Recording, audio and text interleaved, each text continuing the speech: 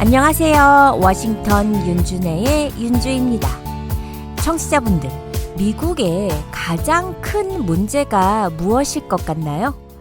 개인적인 의견차도 있겠고 많은 다른 사회적 문제가 있겠지만 시급하고도 빨리 개선해야 할 이슈는 바로 총기 규제가 아닐까 저는 늘 생각합니다. 윤주야, 요사도 콜롬비아 몰에 자주 가? 아니, 요샌 콜롬비아 몰엔 자주 안 가. 전엔 가게가 그쪽에도 있었으니까 매주 가긴 했었지만 요새는 안 가. 아, 이젠 거기 가게가 없구나. 다행이다. 토요일에 콜롬비아 몰에서 총기 사고 났잖아. 티네이저 애들이라던데 죽었다나 봐. 헉, 어머, 정말? 아, 어째. 참 요샌 안전한 곳이 없네. 지난 주말에 콜롬비아 몰이라는 곳에서 총기 사고가 났어요. 그 쇼핑몰은 작년까지 제가 관리하던 매장도 있던 곳이기도 해요. 저희 집에서는 불과 15분 떨어진 많은 레스토랑들과 영화관 또 상점들로 늘 장사가 잘 되는 몰이에요. 그곳에서 늦은 시간도 아닌 토요일 6시쯤 티네이저들의 총기 사고로 인해 아까운 생명이 하늘나라로 갔어요. 총기를 소지하고 난사한 범인은 이제 고작 18세의 티네이저 아이였는데 이 아이는 총을 어떻게 구입했을까요? 이런 얘기를 한국에 사는 친구에게 하면 어머나, 그런 데서 무서워서 어떻게 살아? 조심해야겠다. 아유, 무서워. 주로 사건, 사고만 뉴스에 나오다 보니 한국의 제 친구는 미국에선 무서워서 길거리도 못 걸어 다니는 줄 알아요. 그런 건 아니에요. 사람 사는 곳 어디나 똑같죠? 다만 미국은 누가 총을 가지고 있는 줄 모르니 매사에 더 조심해야 하는 건 맞을 것 같아요. 미국의 총기 규제는 각 주마다 다 틀려요. 크게 나누어 보자면 총기 규제가 엄격한 주와 총기 규제가 그리 엄격하지 않은 주로 나눌 수 있죠. 총기 규제가 엄격한 주로서는 대표적으로 캘리포니아와 뉴욕이 있어요. 그리고 일리노이즈, 뉴저지, 매사추세츠 정도? 엄격하다는 건 예를 들어 모든 총기 소지자는 주정부에 등록을 해야 한다든지 총기 구매 시 철저한 신원 조사를 한다든지 일리노이즈 주 같은 경우는 구매자가 FBI의 신원 조회를 거쳐서 총기 소지 허가 카드를 발급받아야 한다고 하네요. 또 뉴저지 같은 경우는 총기 구매 전에 배경 조사를 할 당시 정신건강 이력 조사가 포함이 된다고 합니다. 이렇게 들으면 너무 당연한 것들이죠. 아니, 총을 사는데 이 정도는 기본으로 해야지. 그쵸. 저도 이것들은 총을 사기 위해 기본적으로 해야 하는 것들이라고 생각이 드는데 이것 말고도 좀 더 강력한 거 없나? 라고 생각을 하게 돼요. 총을 사기 더 어렵게 만드는 방법을 생각해 보다가 이 사람은 총을 악용하지 않을 사람이다. 뭐 이런 보증을 서줄 수 있는 사람이 한 사람 필요하다라고 한다면 그러니까 집이나 차를 살 때 코사이너처럼요.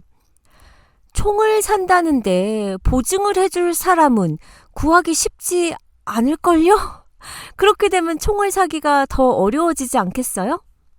자, 그럼 총기 규제가 엄격하지 않은 주는 도대체 어떻길래?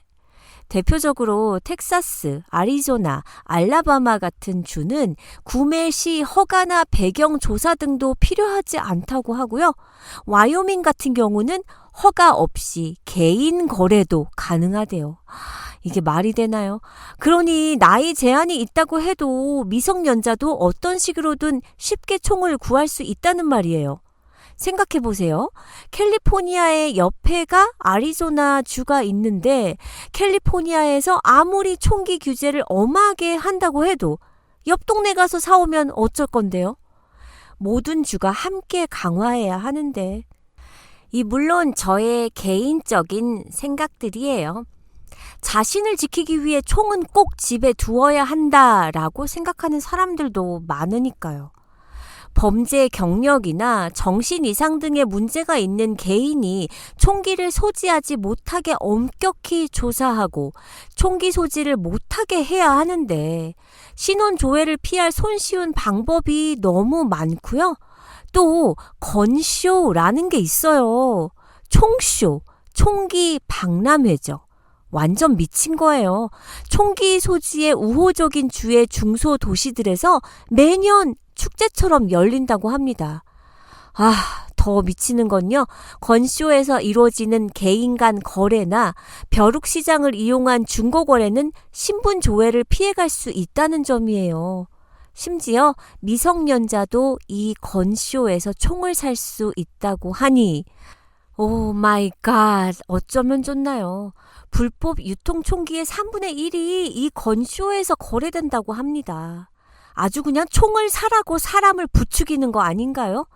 아니 그런 거라도 못하게 어떻게든 막아야 하잖아요. 작년에 민주당이 장악한 버지니아주 의회에서 총기 규제 법안이 통과가 되었었는데요. 이 버지니아주는 메릴랜드 바로 옆에 있는 주예요. 참고로 총기 사고가 가장 많은 미국의 주를 보면 버지니아는 31위, 메릴랜드가 33위로 그리 높지도 낮지도 않은 중간이더라고요. 총기 규제 법안을 발의한 민주당 제니퍼 보이스코 상원의원은 사냥하러 가면서 누구도 자동소총을 갖고 가진 않아요. 아니, 어린아이를 키우는 가정에 총을 놓아둘 필요가 없는 거죠. 이 법안은 생명을 구하는 것입니다. 정말 맞는 말이에요.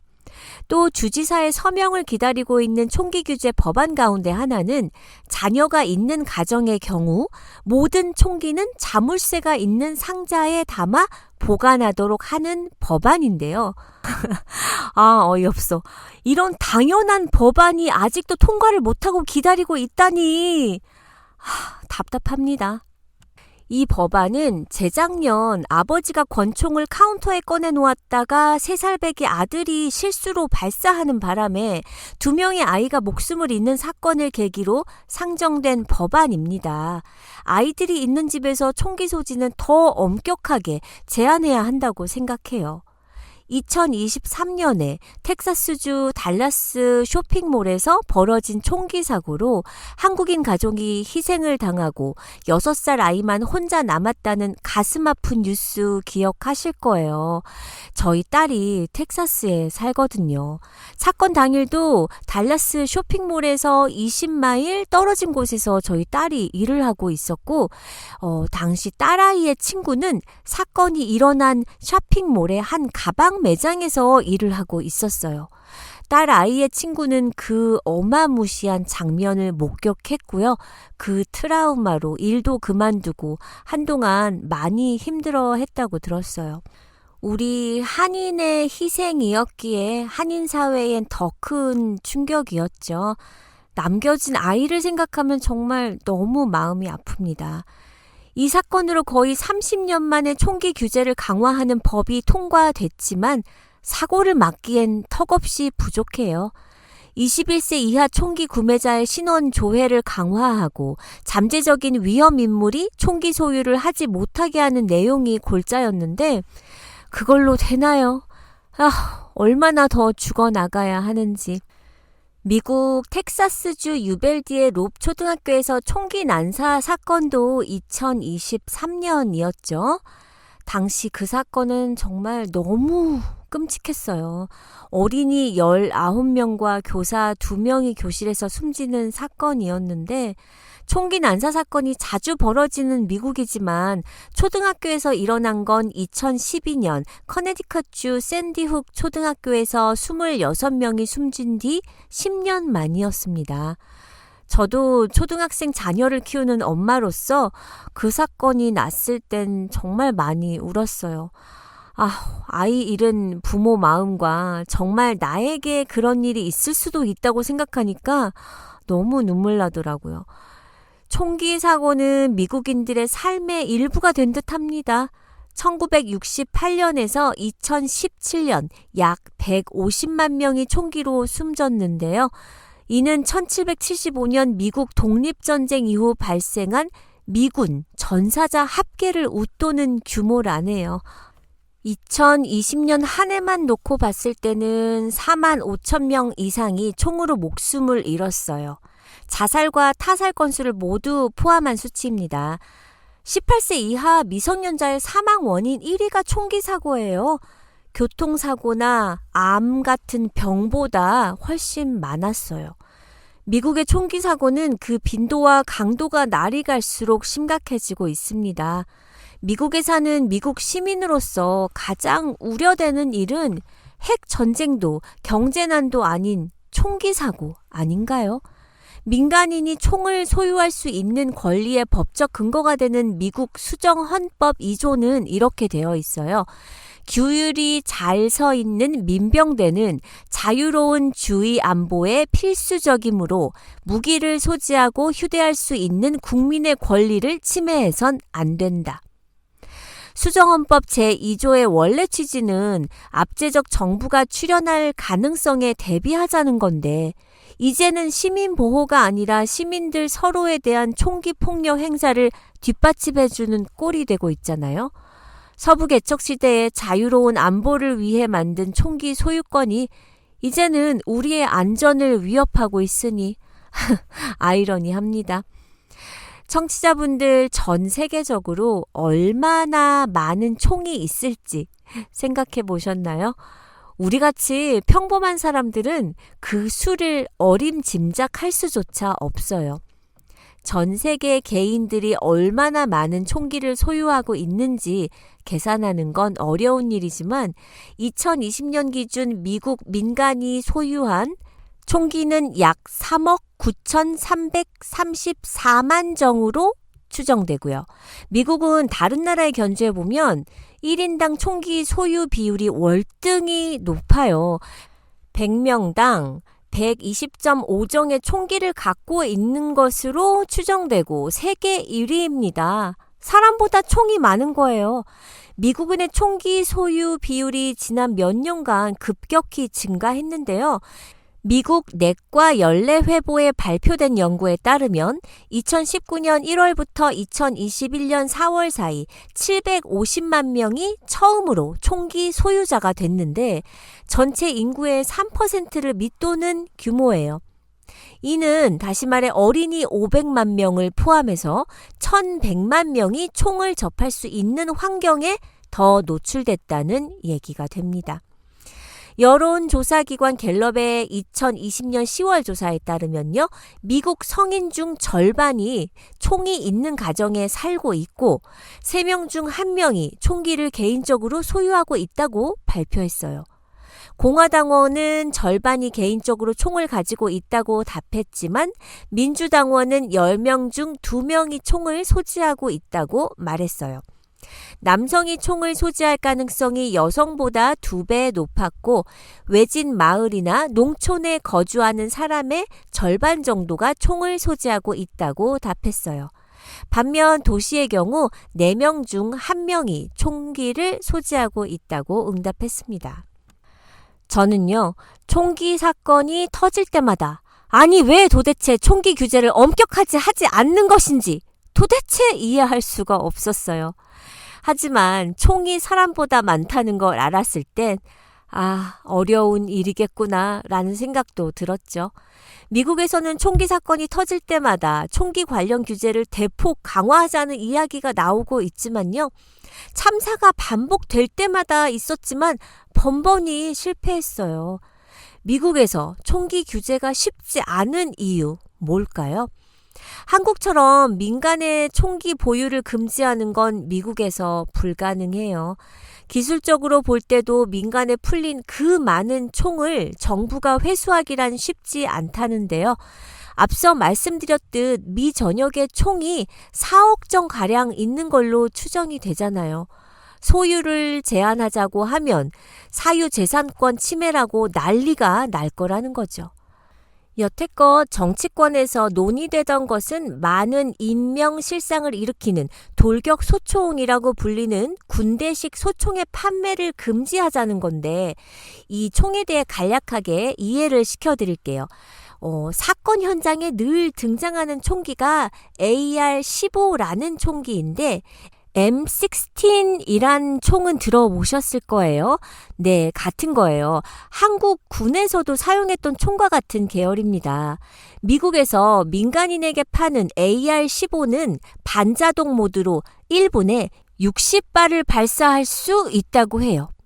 여기에 범프 스탁이라는 장치를 붙이면 분당 450발을 쏠 수 있다네요.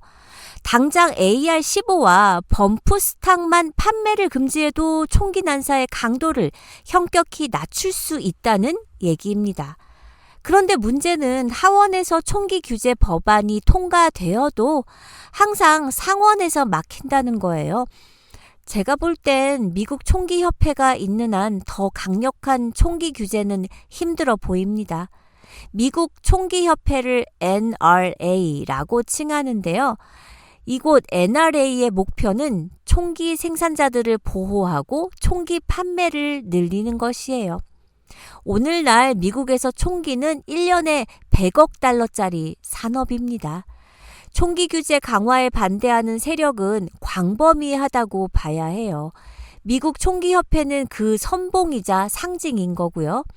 미국 총기협회는 자기네 회원이 500만 명이라고 하는데 실제로는 300만 명 정도 될 거라고 합니다. 공식적으로 뿌리는 정치 자금은 많지 않은데 정치행동위원회 등을 통해 간접적으로 돈을 뿌리고 있다고 해요. 또 총기 규제에 관한 태도로 선거 입후보자의 등급을 매기는데 이게 정치인들이 신경 쓰는 대목이래요. 미국 인구가 3억이 넘는데 300만 명이면 대단하지 않다고 볼 수도 있지만 조직된 소수가 무섭잖아요. 총기 제조사들도 정치 자금을 대며 로비를 하고 있고요. 저는요, 총에 대해 트라우마가 있어요. 제가 캘리포니아에 살 때 권총 강도를 2번이나 당했었거든요. 정말이지 복면을 쓴 강도가 나에게 총을 겨누는데요. 그 공포는 이루 말할 수가 없어요. 그 후 몇 년을 밤엔 혼자 절대 나가지도 못했어요. 또 아틀란타에 살 때도 앞집에 사는 사람 중에 한 명에게 원한을 산 그 사람의 지인이 그 집을 향해 총을 5발인가 쐈었는데요. 그때 그 광경을 제가 눈앞에서 목격하고는 경찰에 신고한 적도 있었고요. 그때도 후유증이 몇 년 오래 갔죠. 강아지 산책하러 집 앞에도 못 나가고 바로 이사했었으니까요. 저는 이런 일들을 겪으면서도 단 한 번도 나도 총을 사야 하나? 라는 생각을 해본 적이 없었거든요.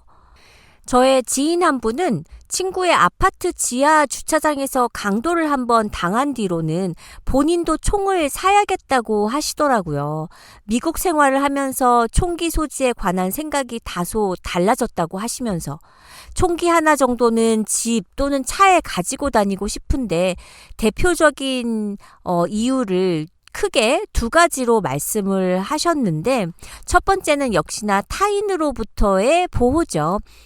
그 지인분이 외곽에 있는 단독주택에 사시는데 담장은 낮고 나무문은 허술하고 누구나 마음만 먹으면 무단 침입이 가능할 것 같은 구조라고 했어요. 도시 외곽이라 이웃은 멀리 있고 경찰은 보이지도 않는다고. 한밤중에 뒷마당에 고양이 울음소리나 바람소리에도 놀라신다면서요. 심리적인 안정감을 찾기 위해 집 안에 총 한 자루만 가지고 있었으면 좋겠다고 얘기하시더라고요. 2번째는 자연으로부터의 보호로 총이 필요하시다는데요. 가끔 여행하다 보면 미국은 참 크다고 생각이 되면서 핸드폰 신호가 잡히지 않는 것도 꽤 되고요. 허허 벌판에 집 한 채 덩그러니 있는 경우도 많죠. 그런 지인 집에서 며칠을 보낸 적이 있으셨는데 눈앞에서 곰과 들소 등 야생동물이 어슬렁거리는 것을 보셨대요. 핸드폰도 터지지 않는 그런 곳에서 총 한 자루만 가지고 있었으면 좋겠다라는 생각을 하셨답니다. 저 조지아에 살 때도요. 검은 곰이 산에서 동네로 내려와서 신문에도 나고 했었어요. 그 흑곰이 저희 동네에 나타난 것을 저희 남편과 남동생이 함께 보고는 집으로 뛰어들어온 적이 있었거든요. 저의 지인분은 미국에서 생활하는 동안 상대방은 총기가 있지만 나는 없다? 라는 생각을 늘 하셨대요. 힘의 불균형에서 오는 불안감이겠죠? 그래도 저는 총이 내 집이나 내 차에 있다고 생각만 해도 공포 그 자체일 것 같아요. 거의 매주 총기 사고가 일어나고 있고 이제 미국 사회에 총기 안전지대는 없는 듯합니다. 아이들 학교에 보내놓고도 총기 사고를 걱정해야 하고 주말에 가족끼리 쇼핑이나 외식을 나가면서도 총기 사고가 없을까 불안하고요. 공공장소에선 어디든 총기 사고가 날 수 있다고 생각이 들어요. 사람이 총보다 많아야 하지 않겠어요? 어쩔 수 없다고 포기하고 관망하기엔 미국의 총기 사고 너무 많아요. 우리 아이들은 이 땅에서 계속 살아야 하는데 유권자들이 사태의 심각성을 제대로 알고 행동해야 총기 문제 해결의 출발점을 만들 수 있지 않을까 생각해 봅니다. 오늘 다소 무거운 주제로 얘기를 했는데요. 청취자분들, 워싱턴 윤준의 다음 시간엔 유쾌한 주제로 찾아올게요.